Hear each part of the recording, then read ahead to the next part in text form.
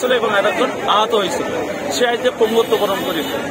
তো আমি ঊর্ধ্বতন কর্তৃপক্ষের কাছে দৃষ্টি আকর্ষণ করব যে এই গাছগুলো দ্রুত অপসারণ করার ব্যবস্থা করুন। আমরা সাধারণ মানুষ নিয়ে খুবই বিপদে আছে এই গাছটা, ঠিক আছে, এই গাছটা খুবই বিপদে আছে।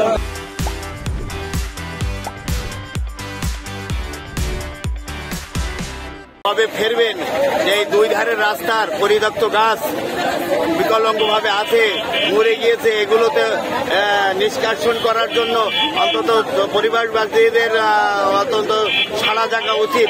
আজকে যে দুর্ঘটনাটা ঘটলো ট্রাকের উপরে পড়লো, না হলে জনসাধারণ এই জায়গায় এত ভিড় থাকে রাস্তার মাঝখানে, হচ্ছে এমন একটা অবস্থায় গিয়েছে যে দুর্ঘটনার থেকে মানুষ আল্লাহ ট্রাকের হাত থেকে বাঁচিয়েছে।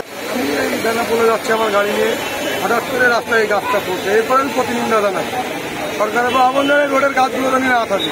আমার মতো দুস্থ গরিব একটা মহাজন, সেই বিপদগ্রস্ত, এরকম কে ড্রাইভার নেই, এর কেউ নাই, আমারটা আমারই দেখতে। পুরো যশোর বেনাপোল রোডের চারপাশে দুই পাশ ধারে যে এত মরা গাছ আছে, এই মরা গাছগুলোর জন্য এখন পুরো রোডটা হয়ে গেছে মৃত্যুপুরী। এখন পরিবেশবাদীদের কিভাবে যে আসলে নজরে আসবে জানি না, তবে এই গাছগুলো যত দ্রুত সম্ভব গাছগুলো কাটার মাধ্যমে এই মানুষের জীবন বাঁচানো এখন মানুষের গণদাবিতে পরিণত হয়েছে।